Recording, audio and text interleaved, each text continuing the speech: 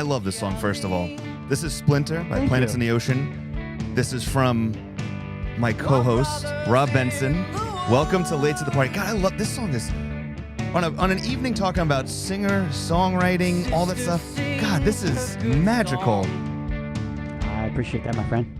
Oh, it's like I almost like didn't want to like talk over it there. I was like, this is the first time I'm playing this as the opener. I'm like, damn. It's awesome, man. That's so cool. Thank you.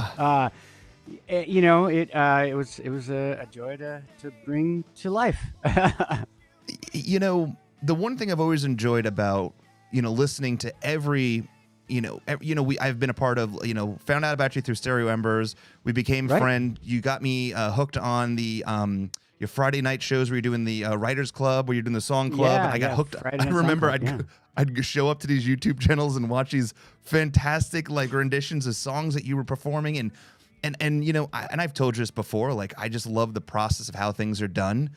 And then, you come out with Planets in the Ocean. And I mean, God, this song is just, it changed the name with them. It's just such a beautifully performed song, so well sang. It's just so much about it, and it's a perfect segue into what tonight's show is about. But first, before we really dive into this, my name is Anthony Kruswitz. I am with the Touring Fan Live, and tonight you are not late to the party as you are here on time. And I am really excited to talk about my co-host a little bit more. This is Mr. Rob Benson, all the way from the Pacific Northwest. Let me get some. You ready for this? I got some. Yeah. The audience is clapping for you. You. They love you. They love you a lot. Woo! Feels great to be here. Oh, it's been 5 months since we last did our show. Life has pulled us all in many different directions. Yeah, it got busy there for a little bit, didn't it? Oh, it's so crazy. But I'm so excited to be talking about something that we've touched about on different shows and different conversations we've had. But I asked you this question during the first interview when we were talking about Stereo Embers, and I asked about the process of writing.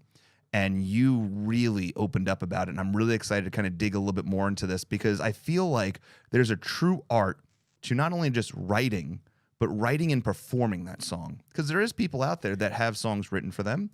And then there's people that write their own songs and sing them. And there's this whole thing about it where you're kind of everything.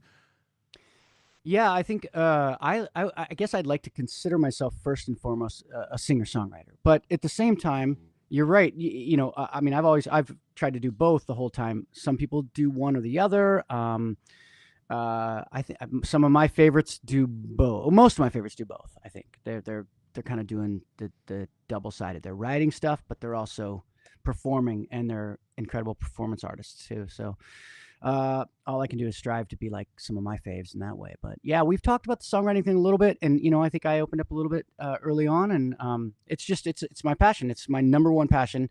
I love playing music and playing different instruments and all that kind of stuff. But when it comes down to it, it's about writing a song. So.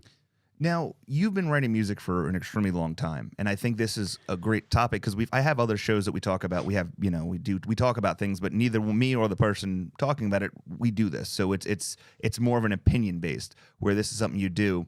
You've been writing music for a significantly good portion of your life. Has it changed as you consistently get older, or do you have like one way of just writing music that just works for you?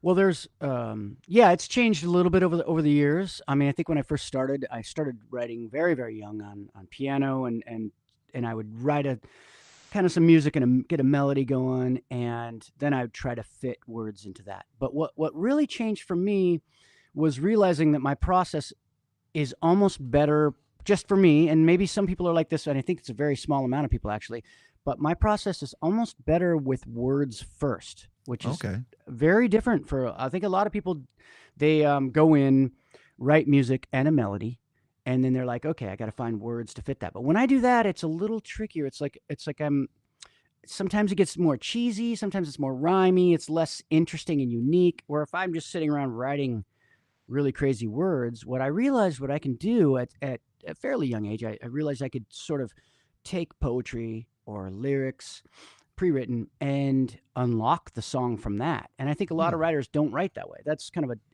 so it helped me. Like I started my business that way. That's what I do on the side for side dough is I songwrite for people that write poetry that don't write songs, and they've always wanted to be. They love music. They write lyrics or poems all the time, and they just wish they could have a song out of it.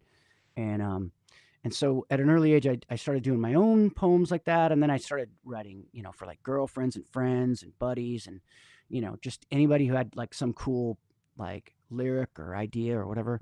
And then I'd like unlock the chorus and I'd unlock, and sometimes you'd change a word or two or this and that. But for the most part, it's, you find the music in it's almost like the words rang like music in my head.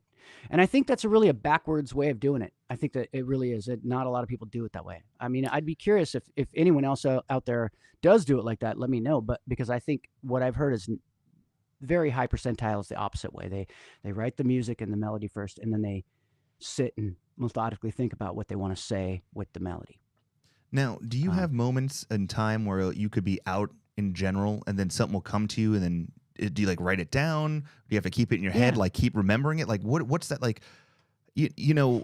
First of all, and I've said this on many different shows, like it just blows my mind. Like some of the most amazing songs of our time, how they're written, like I would think takes months or weeks or even years to make. And then you're like, Stairway to Heaven, oh yeah, we made lyrics for that in, I don't know, a few hours. And yeah.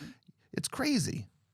It is nuts too, because it's like, Stairway to Heaven's great example of co-songwriting, which is an interesting thing that people do a lot too. And sometimes the magic is that you got this singer and you have this guitar player, and the way they do things together, it's like, it's peanut butter and chocolate or peanut butter and jelly or whatever it is. It's like two different things, but it's the way they come together.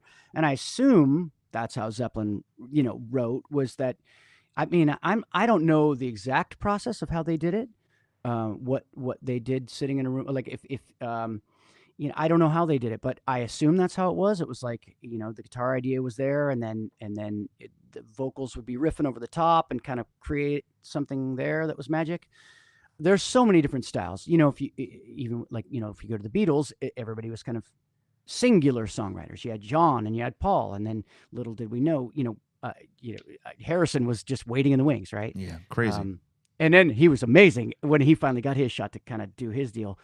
And then you have bands that are more like, okay, we're all going to get in a room and somebody's going to riff.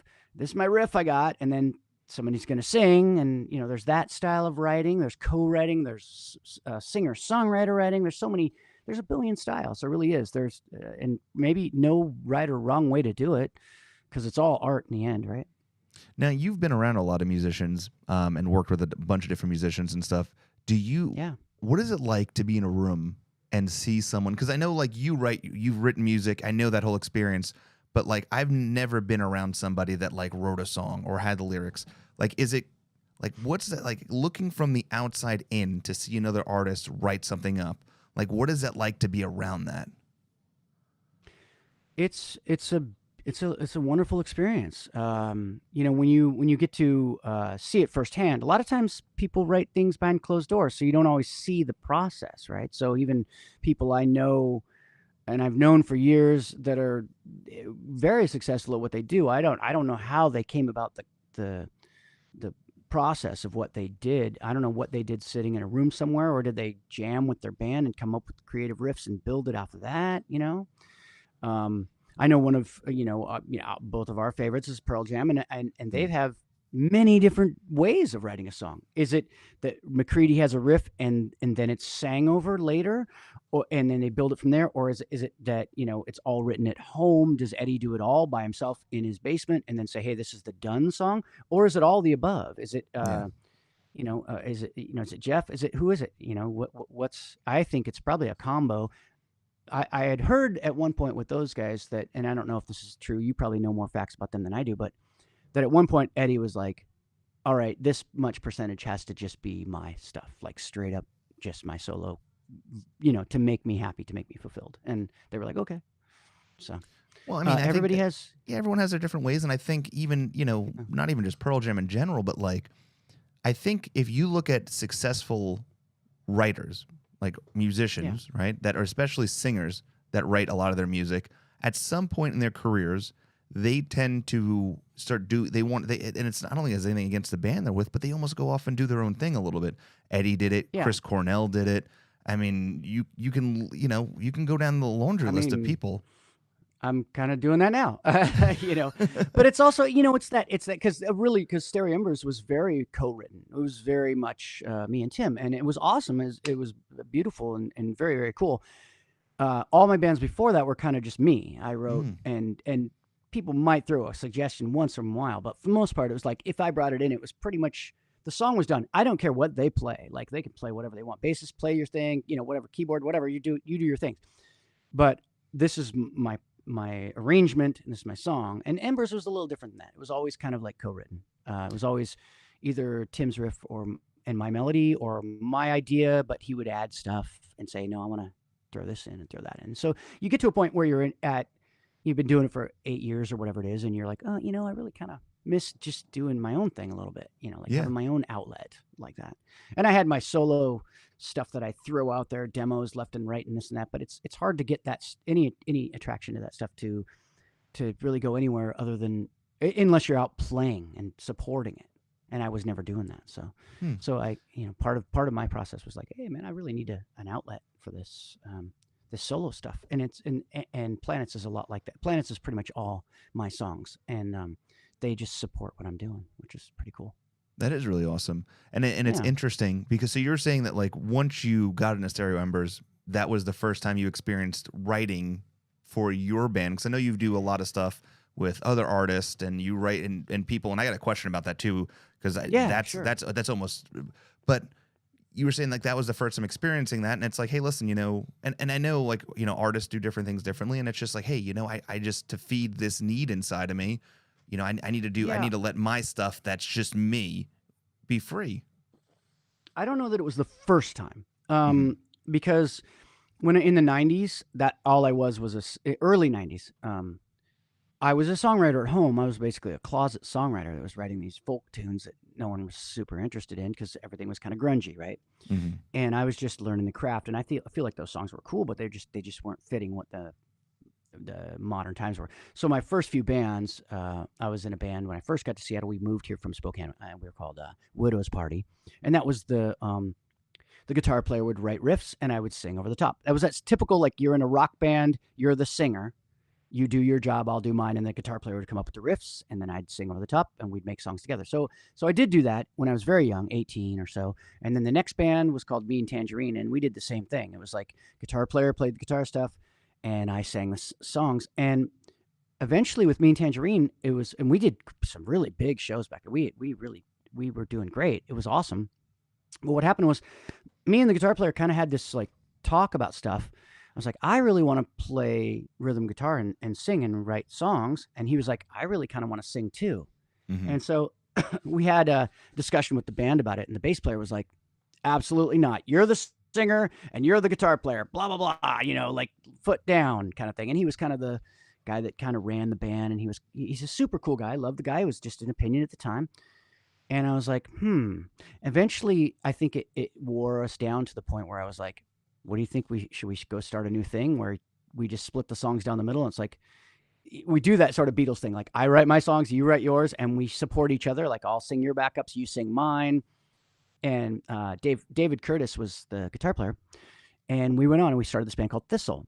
And we put out a 7-inch record, vinyl back then, and had a really good run, maybe 3 or 4 years. But it was, for both of us, it was me playing guitar for the first time in front of people and writing my own songs, and him writing his own songs and singing as the lead singer. And we just split it, like kind of like obviously very poor man's Beatles, but like we would back each other up, it was like the John and Paul, like your song, my song.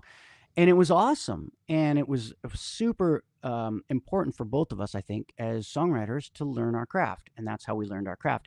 From that point on, it was always kind of whatever band I was in, whether it was the next few bands were Nevada Bachelors and Dear John Letters and Department of Energy and the Glass Notes. All those bands were just my songs. They were just, okay. I mean, a lot of times I would use lyrics from friends because I said I do the backwards thing. So if I had a really close friend that was writing great words, I'm like, send me some words. And they'd be like, oh, cool. And they'd get all excited because like, oh my God, he's going to write my words into a song. And I'd like write it into a song. And then, thank you so much, dude. Appreciate that. And like, yeah, no problem at all, man. Um, so yeah, a lot of my friends have had their poems or whatever, turned into songs that way. But it was always my songwriting thing. So when I met, Tim was actually in Glass Notes at the end of that band. And then when we started Embers, it was just sort of like, well, maybe we experiment with the idea of just being more of a band again, like where you write a riff and I sing on it and we go, and it worked really well. I mean, don't get me wrong. I love all of our stuff. I'm very proud of all of Stereo Ember stuff. It was super great. I think what was happening is just maybe towards the end there, I was just like, man, I kind of miss being the songwriter, Yeah. like most full time. And then, and so while we had that magic, it was super cool. It just kind of, for me, it got to a point where I wanted to focus on some other stuff. And I hope that someday we can still do some Ember stuff because I do miss it dearly. I love Tim. Tim is amazing. One of the greatest humans and guitar players and songwriters that I've ever met. So, No, that's awesome. Hey, yeah. there's when there's a will, there's a way, and I definitely listeners. Yeah. I know that I always loved Stereo Embers. I mean, I love Plants in the Ocean. I loved I even loved the what's it called, the Writers Club that I got invited to on that YouTube. Oh yeah, the Friday Night Song Club. I'm still doing that, by the way. Are you really? Oh yeah, let me tell you a little about that. I mean, it's funny because so that's like, how some people do films and it's like a short film, but like you have 1 week. Here's the name of the film. Here's the prompts and parameters. Go get it done. You have 1 week, and then we'll all share the film on Friday, whatever. That's basically what it is, but with songs. And it's like 12 to 15 of us songwriters that we just all love the craft, and it's so freeing because you don't have to really be any style. You could, if you want to come in like funky 1 week, like heavy 1 week, like just stoner rock the next week, and then like super folk solo the next week, or like it doesn't matter. R&B 1 week. It does be really play with the craft because there's only be a few hundred people listening to it, and it's just kind of a awesome thing. And then we all share our songs, and it's just really it's a great way to explore songwriting and to hang out with some great songwriter friends who inspire you. Yeah, during, I think it was right in the peak of COVID, you and me were texting, and I'm like, hey, what are you doing this evening? You said, oh, I'm doing this thing called, I'm doing this Writers Club, Song Club. I'm like, oh, what is this? He's like, well, I'll send you a link. You just, if you want to tune in and watch. He goes, and leave when you want to. I said, sure. So I joined in, and then I texted you like a little bit. I'm like, hey, am I allowed to chat in this thing too? And the next thing you know, I'm getting like I'm deep diving into this, and there's all this music, and then I forgot the topic, but it was like one song was completely off the wall hilarious. The next song was super serious about these topics, and I was like, and then afterwards, it was all done. I'm like, hey, thanks for letting me stay on. You're like, oh, you watched the whole thing? I'm like, yeah, totally into it. Like it was this fantastic break from like COVID at the time, just like kind of digging into this. It was a really cool experience. Now, as a writer yourself, is it do you find it to be more difficult to have a topic and then have a draw from that instead of just kind of coming up with something completely original yourself as a writer? Because I've had sort of the side business where I've written all kinds of things. I mean, I've written stuff from, gosh, you name it. I mean, a father-daughter dance songs at a wedding, to someone proposing to someone like just giving a gift of like an anniversary, to someone's birthday, to like silly songs for a kid, to whatever, I mean, I'm kind of okay at any of it at this point. But at the same time, like with anything, if you're doing it too much, you kind of miss just your own ideas and your own process. So, it can become, and I actually stepped out of Song Club for about a year there. I'm back in it now, which I'm having a lot of fun with it on a whenever I want to basis. But, so yeah, the answer is it can open up ideas and really expand ideas, and then sometimes the topics or the because they're randomly picked. We all throw ideas into this barrel kind of thing, and they just randomly pick them and send them out each week. And sometimes you're like, oh boy, I don't know what I'm going to do with that. That's a weird parameter. That's a weird title, And then it's like, play every instrument wearing socks on your hands or something, and I'm like, I don't know, that's tough, I don't know. And so there's times I just want to kind of skip out on it, but then there's other times it's like, what a great title, what a great idea. Oh, man, I never would have thought to go down that road. And then because it's not like the full lyrics, it's like just pieces. It kind of just opens. Sometimes it opens doorways to ideas. In fact, I've put stuff out on my own like Bandcamp from Song Club that I was just super inspired by and thought I never would have thought of it without them. So I gotta find. There is one. I gotta go to your Bandcamp in a minute. I gotta find the song. there's so much stuff on my Bandcamp, and I then I have know. the shelk.bandcamp.com, which is like kind of it was my all the way through Embers. My Shelk stuff was sort of my side things that some of it actually became Embers, which is funny because some of it, if you ever listen to some of it, you'll see the difference between like one song. I can't think of the name of it right now off the top of my head, but it ended up an Ember song, and it like on my version, it's like surf rock. And it's kind of groovy surf rock. And ours is just slaying like guitar heavy rock, like just like going for it. Like, I don't know what the style would be considered, maybe just hard rock or whatever, but they're so different. And it's the same song, exact same song. It's crazy how you can kind of make it different in two different variations from what you're doing, but seeing it differently and rewriting it in its sense, not vocally per se, but in its being, I suppose, in that song to make it different. I mean, a lot of bands have done that. I mean, not to keep bringing up Pearl Jam, but Pearl Jam did it with like Eddie had his solo stuff, and they took that one song off it and they put it in a Pearl Jam album. They kind of gave it a different feel with a full band instead of just a ukulele, right. and it just shows you that you can look at things differently and stuff.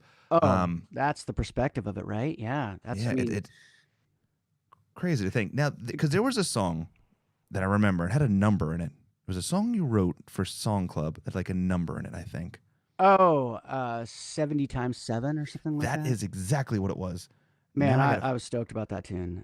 That was stoked about that one because we had talked about this, and now I gotta find it. I gotta try to navigate this. I'm gonna probably learn that one again. And that's the problem with me. I have so many dang songs right now.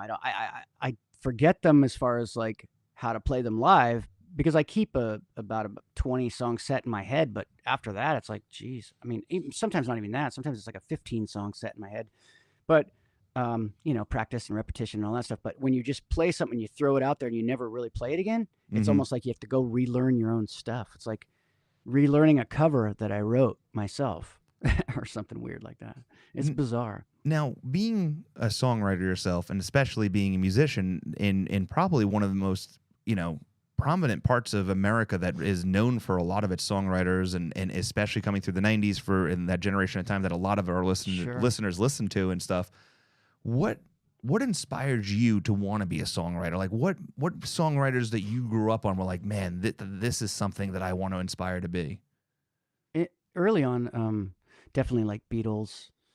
The first time I really dug into a Beatles record, it was like, my jaw was on the floor. I'm trying to remember which record it was the first time I ever, and I just thought the songwriting was just, and then a lot of it, and I didn't know what it was because we didn't have a whole lot of records at my place, and I didn't have a whole lot of access to it. Someone gave me an AC/DC record when I was like 11, and I thought that was pretty great. I found a cassette on the way to school one day when I was like 10, and it was like the Eagles' best hits, and I just loved it. Played that all the time. Trying to think of some, and my uncle loaned me like a Kiss record for a while, and I was thinking that was cool. But a lot of it was the radio because I grew up in an early, I mean, I was young in the 70s, so like. The radio was kind of a thing. FM radio was cool, and and so I like a lot of FM radio like stuff. I'd just be listening to a lot of radio stuff, and I didn't realize it until later on how much that influenced what I was, where I was going in life. I actually wanted to be into sports and stuff, but I just wasn't fast or tall or very athletic, and so as much as I tried, I just couldn't break a lot of ground after about 13 or 14. And so then I ended up getting, playing some piano and really digging that and then saving up on a paper route and getting a guitar and just loved that. And then I saved up money and bought a cheap drum set and loved that. And it was just like, oh man, this is so much fun. I can't stop. So then it just kind of fell into music. And then the jocks would be like, dude, man, you're pretty cool. Teach me some Metallica, and we'll take care of you, dude. So then the jocks are still my friend because I could teach them some Metallica. There you go. That's how you to break them in. That's how you break them in. Right. Yeah. Um, Then you don't get beat up, you know, because that I was a the, geek. I was a music geek for sure, but like, yeah, short and geeky and whatever, but like just kind of, you know, found my path. well, let's talk about this. So I've never truly created like a written song. So the Okay. bands I was in a band early on called High Dive Darling, and the guitarist and the lead singer sang everything. I just played bass. And then we were in a Cool. band. No, that band was Champagne Breakfast. The second band was High Dive Darling. High Dive Darling was a completely instrumental band, and that was fantastic. That was my favorite things I've ever did. It was amazing. We'd swap instruments, and it was Oh, wow. elaborate Cool. and Love over that. the top and ridiculous. And the more I think Yeah. it was so much work, and we'd do it for 4 people watching us. But we thought Wow, we that's were awesome. amazing. But I always I love the idea of music and stuff, but I always appreciated musicians and especially singer-songwriters. So I went down this path to do serious homework on my top 5 songwriters of all time. And Okay. this list has changed drastically over the last 3 weeks. Because every time I'll start going, especially after this past Saturday when I was running my half marathon, I had just my whole playlist on shuffle, and it's I don't know, 8,000 songs or something like that. And a song will come, I'm like, oh my God, wait a minute. Does she write all of her own music? And then I go, oh my God, I like her Oh, yeah. songwriting better than this person. So then she'd Oh, get moved wow. into the list, and then that would bump out, somebody. So It's tough it list, was, man. I got a list. I got a list of 5. All right. I want to hear, I want your 5. Yeah. All right, here we go. I don't My think I 5. could do that, honestly. It's tough. 5's, yeah. 5. It's 5. I figure I could have went to 25, but then I think it dilutes it a little bit. Then It's 5. it would be tough for a podcast, right? Yeah. That would be tough. That would be tough. That would be tough. So number 5 Okay. was David Bowie. David Oh, Bowie, and if yes. you think about probably one of the most prolific written songs, when you think of the fact that Space Oddity, he Yeah. wrote that. Then it Mhm. gets released into a music video, really before music videos were popular, only Yep. days before we land on the moon. I mean, hello. Yeah. That's pretty amazing. I didn't even realize that fact. So you're just I was this old when I learned that. So thank you for that. That's awesome. No, I'm trying to take these shows a little bit more serious and prepare a little bit better. But no, I mean, even in his documentary he did on HBO, when he talks about it's all about his last days, when he was recording his last album, and how the songwriting process of it, he worked even harder on it, and it's so different, and it's more about life and feelings. Bowie was he wrote all of his music in different generations, in different ways and different things. Almost like Bob Dylan. Me and Bob Dylan never meshed, but you can look Sure. at Bowie as almost cut slices of cake where it might be different flavors, and it changes, and they're all very good. And that's why I always appreciate his music. And there's, he's got something written just for about anybody that wants to listen to music. If you had to get, pointed a gun to my head and said top 5 right now, he would be in mine too. So Okay. I'm right there with you. Yeah. Oh yeah. Nice. And I didn't know it as a kid, like I said, FM radio. So I knew every time I heard a Bowie song, I loved it. Mm-hmm. But it was the same way I heard Queen, and I didn't know who they were, or what I just knew I loved it. And the same way I heard Pink Floyd, Yeah. that kind of stuff. All of those would just be like that, building the momentum without even knowing really who they are. I was sure the DJ was like, yeah, that was Pink Floyd, blah, blah, that was David Bowie, but I just didn't pay. I just was like, that song, whatever that song was like stars in my eyes. And I was like, wow, what's that? And I think that's what made because I was growing up at the tail end of I guess I did FM radio was around till really Sirius XM and Napster and all that in the late 2000s. So I guess I grew up in it. But I remember having to you'd listen to music, and then if you didn't hear who it was, you'd almost have to search out that song. Yeah. And I remember going to there was a place called Pineapples where that was where we get our music from. And you'd go in, and I remember I'd be I try to sing the chorus almost to try to figure out who it was. Oh, yeah. And then yeah. you would have to basically hope that the person is telling you to buy the right thing, and then you'd go home, and then maybe you got the right thing, and then maybe you don't. You're I don't right. know. Yeah. There was no Shazam. We didn't. No. It was a tougher time to the Yeah. young kids out there listening, you have it very easy in that sense that you can just kind of point your phones at the speaker and figure it out real quick usually. But yeah, you're right. You're right. It was like, what was that really cool chorus I just heard, and who was Mm. that? And I missed what the DJ said at the end. And a lot of times they'd kind of do it real quick at the end and kind of fade out or do whatever. And you're like, or like I would tape record the radio sometimes, like just to, oh, there's that song, and I tape record part of it just so I could listen to parts of it again, because there was just like no outlet to know what it was if I didn't or something. And no, yeah, you're right. It was different times. Different times. We lived in different times, but mostly me. But yeah, much younger than myself you are, and so you get to see the tail end of that stuff. It was interesting for sure, but it is funny, not to go groove your topic, but I heard recently there's a radio station that just was bought locally in Kansas City, and it was purchased by young kids that, I guess, well, I say young, like early 20s, that are looking to rejuvenate like a radio station. Like they're thinking about doing. How cool. It's crazy, right? But I mean, records came back. Now let's buy a radio station. I hope it works for them. I mean, yeah, I don't know how it just feels like now that's maybe the least possible way to get popular.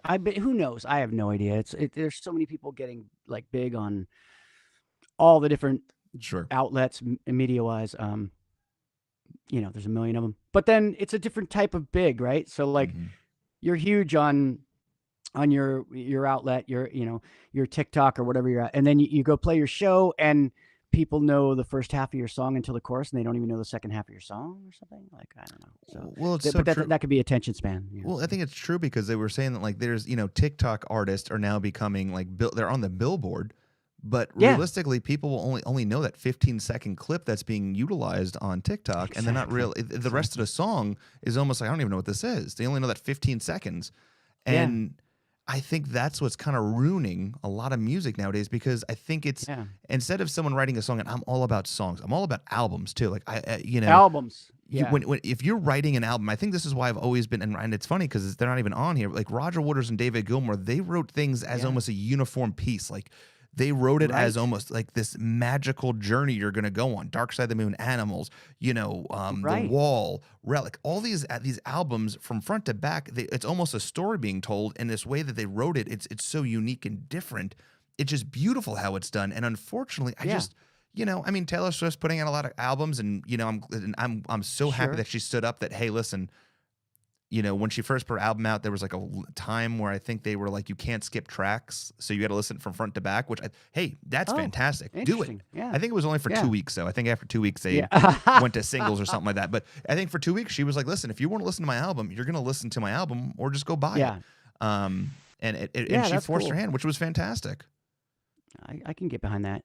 You mentioned, with David Gilmour and Roger Waters. It's funny because people when Pink Floyd started, everybody was like, "This Syd Barrett's the guy. That's the guy that's going to make them something." Right? Isn't it interesting how sometimes someone falls off and a songwriter fills the gap, and that's the break. That's the big. I mean, this has happened with multiple bands. I mean, well, maybe not just the songwriter, but like even like with the case of a singer, like AC/DC, it's like the Bon Scott's gone, and then like, oh, no one can replace that guy, and then the next thing, it's just hit after hit after hit. That's right. So who knows? Yeah, you don't know. It is crazy how it all works like that.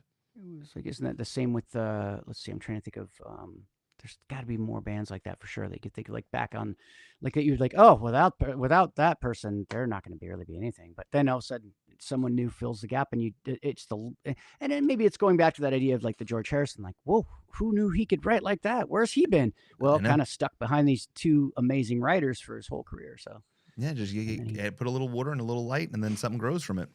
Boom. Yep. Yeah. So number 4 on my list. Yeah. Oh, we're just barely getting through the list, man. I know. We're good. We're doing good. I love this. Number 4, Annie Clark from St. Vincent. Now, she's not been around a long time. She's one of my favorite artists. I've seen her quite a few times live, but the way she builds her stuff, I feel like she's like a female version of Bowie. She definitely plays characters to her albums. They're very story driven. She writes it in a way that's beautifully done. I think she's one of the most talented female songwriters out there personally. And I just admire her for her ability to utilize topics and stories in ways, like her most recent album was Daddy's Home, and she used it like almost as she was daddy, and almost personifying like male dominance as a female.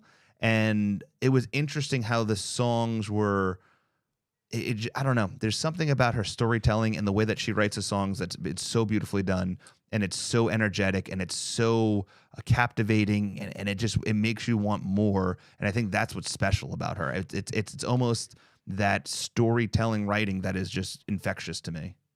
Well, I'm going to say this right now. I need to make the jingle thing that you can push the button is late to the party, because I don't know about St. Vincent. I don't know the band. I got the graphic. What I do know. There you go. You got the graphic. I'll write the jingle, and it'll just be this little da da da da da or something. You would hit the button whenever you need to. Because I'll admit, I feel like a complete dumbass right now, because I don't really. What I do know is I've seen like her standing there with that really unique guitar that's sort of famous just for her, right? That's like a style. You can get that guitar that's her style or whatever. Other than that, that's all I know, and I've never heard any of their stuff. So you have done a ringing endorsement, and that, if it's in your top 5, I'm going to be listening to it all day tomorrow on Spotify. Sorry to say Spotify's, but whatever. It's okay. It's okay. I mean, I know, unfortunately, I'm back to being a subscriber, but I tried to. I it's felt tough guilty for a while and stopped. It is tough. But I mean, I want to hear stuff, But you know what, Rob? So, you were that's the way to do it. Late to the party on that one. Late to the party. We need to get that. We need to get that jingle. I'll do like a 4-part harmony thing, and I'll send it to you.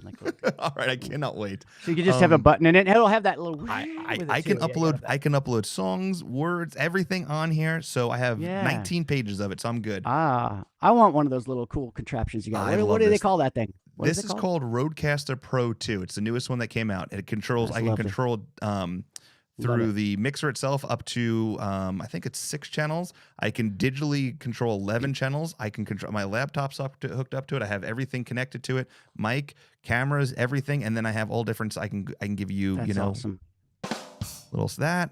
There you go. Or my favorite thing on here is I can even do I can change the way my voice sounds. Many different ways. I heard that the other day.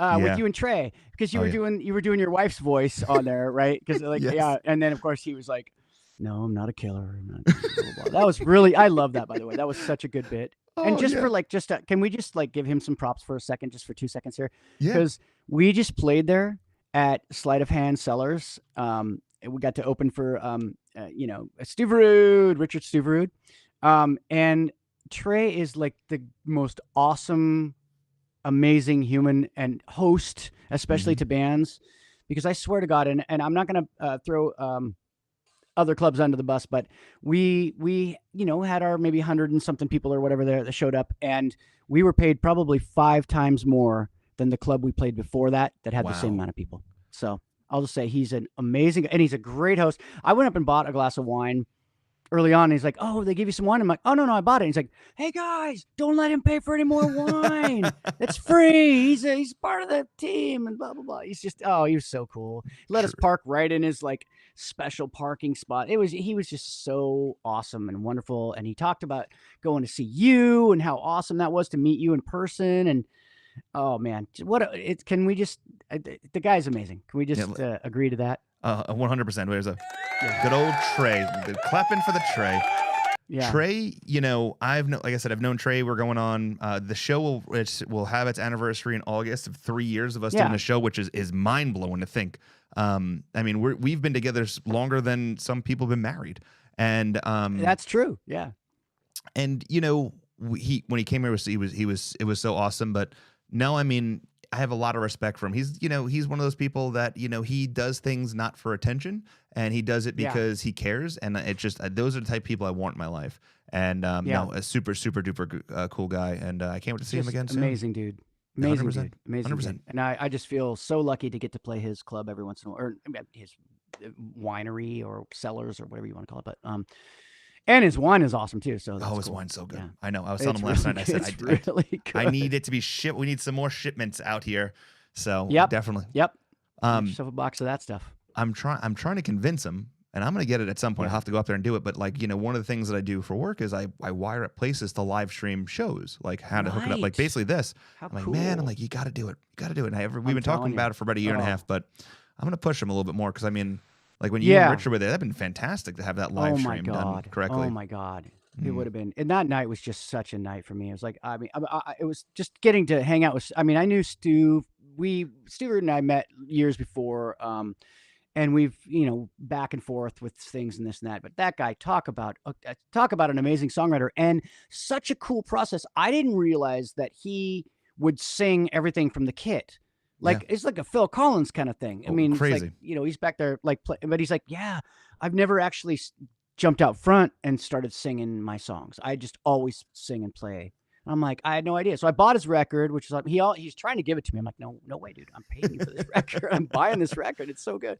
And I haven't deep dove into it yet, but I've just given it a little bit of love, and I'm going to keep on. And it sounds so great so far. So I can't wait to get back. No, into that. he's another good. I mean, he's done a lot for Touring Fan, and we actually helped promote his album when it came out. We did all the videos and some packaging for him and stuff. And no, I love Richard. Richard is a fantastic gentleman. I don't think there's every time I message him like, hey, we have this event coming up. I kind of like what I do with you, and I'm like, if you can't do it, just let me know within 10 seconds. Richard's like, let me put something together. I'll let you know. And then it's just like, and then it's funny because like you don't hear from him, and then like the deadline day comes, and then I'll get an email. Here's everything you need, and it's done so well. And he's very busy. He's got a lot going on. Yeah, and I don't know if I've told anyone this story, but I'll say it real quick and then go back to the list. But just to talk about how amazing this man is, he has a song, that he performed on my benefit show I did a couple years ago for Parkinson's for my aunt and my uncle. Right. And when my uncle passed, like that song was definitely passed around to people as a comforting song. And I messaged him. I'm like, I just want you to let you know what this song means to us, because we look at it as you're talking about seeing the light inside of people, and oh, geez, the bug, and seeing the light inside of people and looking past that. And it's like we looked at it as like looking at someone who has Parkinson's and Alzheimer's that are being affected by this, and remembering them for who they are on the inside and not what's coming out of it now. And he was like, and this kind of goes to the songwriting process. Like, that's not how I wrote it, but it's amazing that you interpret it that way. And it really meant a lot to him. And, I think that was a clever thing. And man, it meant so much to have that, that song as a healing process, especially for me when my uncle passed away, not very cool, not long after the event happened. And, that was pretty cool. So it just shows you the power of what words can do for people.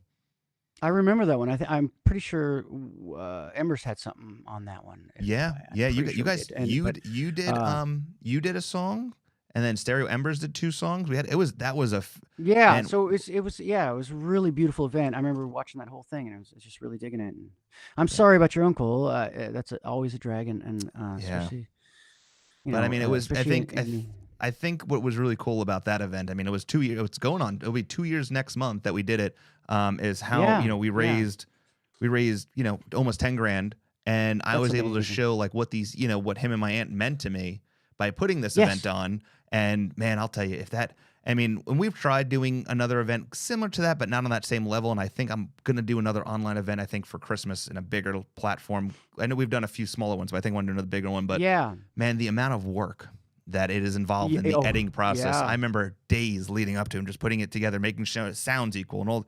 But it was like, I just remember like sitting there and watching it and just seeing the views. And then just like right at the end of the night, it was like we raised right over $10,000 in that evening. And I was just like, I'm like, absolutely amazing. A home run. It was all worth it. But yeah, for sure. Well, always keep us in the loop on that, because we're part of things if you need it. So, I totally appreciate it, Rob. Awesome. Your friendship means a lot to me. Right back at you. I know I don't want to cut. We got a couple things to do. We got to listen to a song, but I 15 want to get through minutes this left list. All right. Billy Joel's number 3. Number 3, Billy Joel. Oh my God, Billy Joel. I know. I totally agree with you with the songwriting element. Did you see I forget what the documentary was, where his band was just really, he I guess at one point he didn't take his band out, but it wasn't that he didn't take them out. It was that they'd done this for 20 straight years, and then he just hired a new band and didn't even tell them. and Oh, just geez. booked a tour. And so that was always like, oh my gosh, you'd want to at least tell them or like say, hey, I think I've give 'em a heads decided to up. go different directions. So the drummer was just like, yeah, it was devastating. It was just painful. And so that's always just been a little bit of like, God, that turns my stomach, because the fact that I love his music so much, because God, my old band used to cover, what was that song? You may be right, I may be crazy. You know, yeah. Oh, good song. What was that song called? It was You may be right. yeah, maybe right. Well, there you go. Yeah, we used to do that, and it was just like, and we were like kind of a, I don't know, power pop type band. So we brought that out, and people would be like, "Whoa, I didn't expect that. Where'd that come from?" Oh. But it was a crowd pleaser. That crowd loved it every time. Yeah, we Lullaby is a song that I dance with my daughter to a lot. Like that song hits home. Like I love that song. And man, if that isn't one of the most Fantastic writer. beautifully written songs.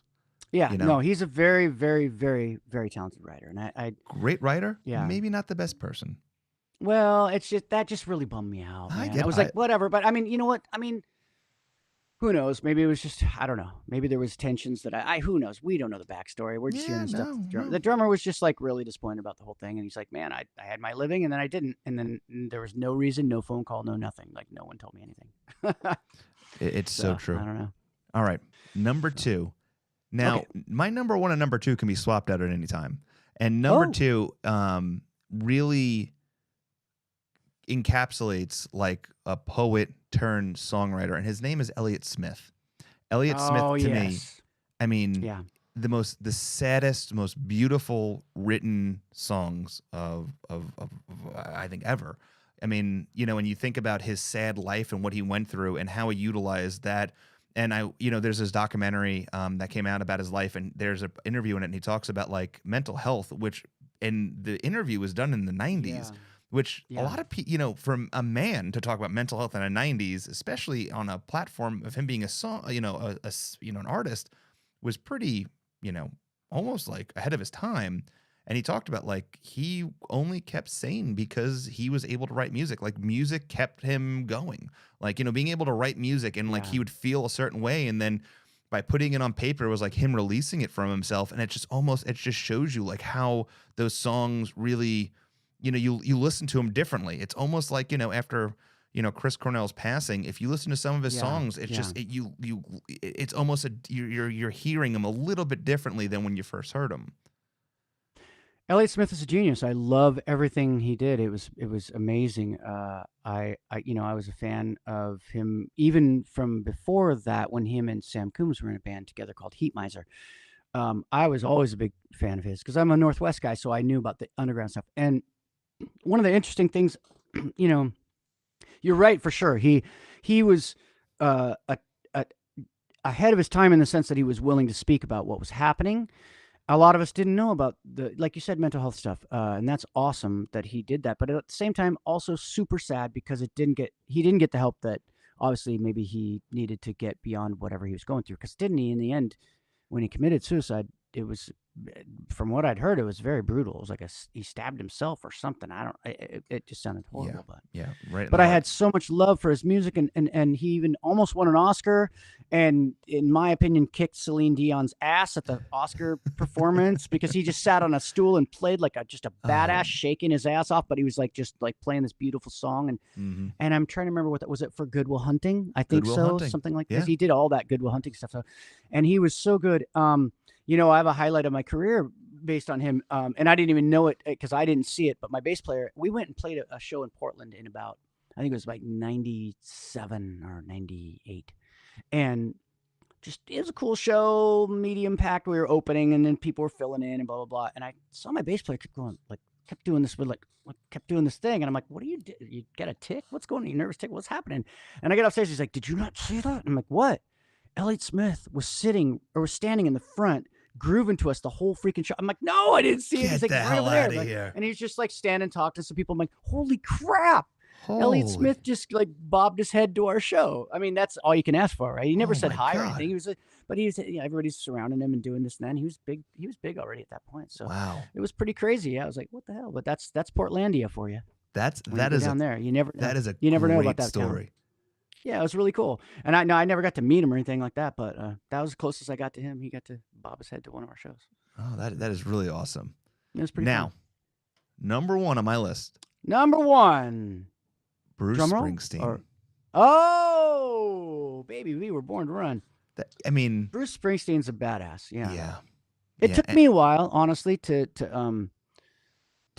it's like for me, I knew I loved it as a kid and the radio and all that, but it really took me a little bit. It was like to him and Tom Petty took me a little bit of time to appreciate. Sure. And then later on, I was like, oh, holy crap, these guys are good. These guys really know their stuff. I'm really impressed with your list. It's different than I would have expected. It's different than I. Yeah, because I look at it like differently. Like, I don't know. The older I get, the more like music means certain musicians, certain things just mean differently to me. And like, and I look at Springsteen. Springsteen's almost like the working class man's music. The way he writes to people that I feel like he's writing about me. He's writing my story. Like that's how I feel.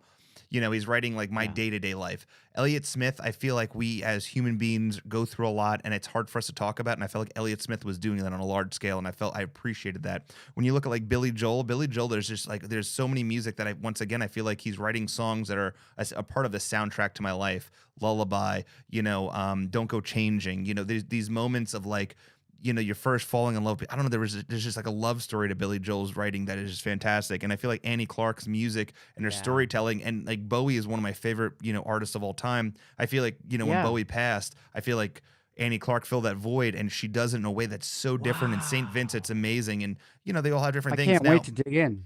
Yeah, and then I had honorable mentions like Jim James from My Morning Jacket, definitely up. I definitely thought about that. Yeah, you got me into them. I mean, I liked them, but then that record that you sent to me, I'm trying to remember what it was called, but I jammed on that for like weeks on end at least. Waterfalls too. It was very, very cool. Yeah, so good. I mean, there's so many interesting things about different songwriters. Like take Prince for example. Oh, God, so many directions, so many hits. I don't even know why. But at the same time, but he wrote songs for all these other people. A lot of people don't realize he wrote songs for other artists that were big giant hits all the time. Like he continued to always write for other people. As I mentioned with Elliott, and Sam Coombs wrote with him in Heat Miser.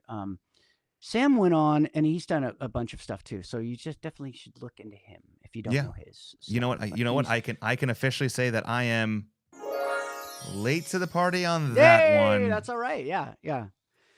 There's just so much out there, and sometimes we're just a little late to the party, and that's all right. That's right. And there's no shame, because it's just, you never know when things are gonna hit you. I feel like half the bands that I'm really into, I didn't find out about until their third or fourth record or whatever it is. I saw some meme that was pretty funny. It was like somebody was like, hey, are you into so-and-so? Yeah, I really love so-and-so. Yeah, me too. I'm huge into them. But I'm kind of more into their early work. Yeah, I really like their early work too.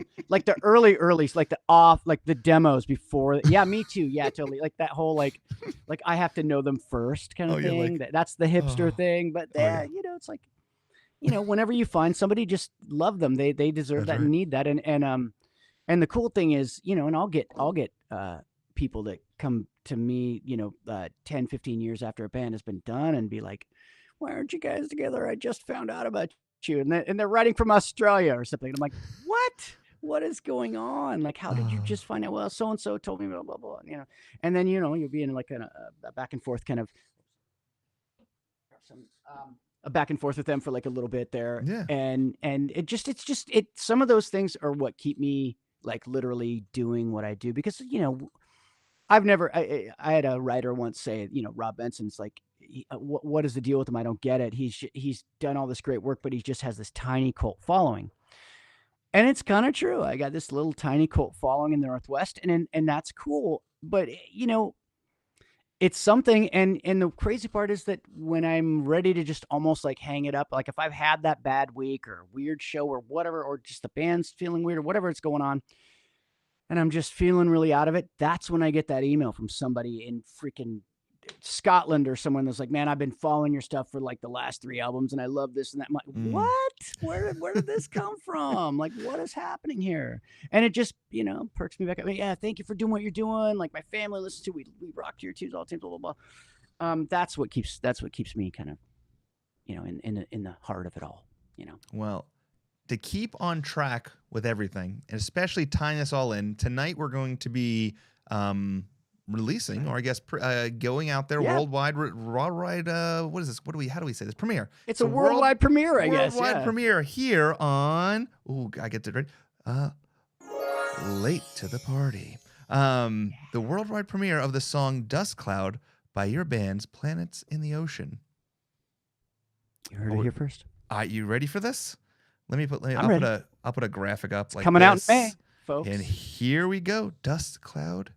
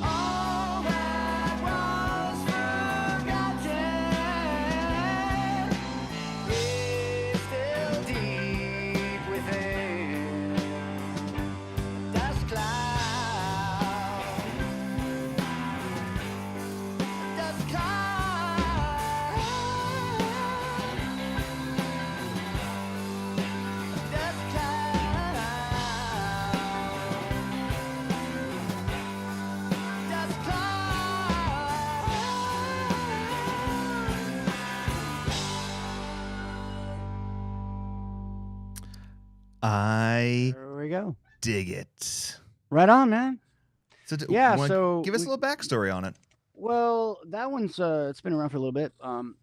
We originally recorded it down here in this studio down here, and that one we went into Robert Lang and found a cool mix of that. And then we got 4 songs coming out in May. So Planets is putting out another EP. That's going to be one of them, and it's kind of one of the more rock and roll type tunes of it. And then there's a synth tune that I don't think I've put out a synth thing as a band for a really long time. That's coming out as well. Sweet. On that, and really excited about that song. That's going to be the second song, and then there's 2 others. And so, yeah, that's coming out in May, and we're just kind of building up for it, getting ready for it, getting things primed.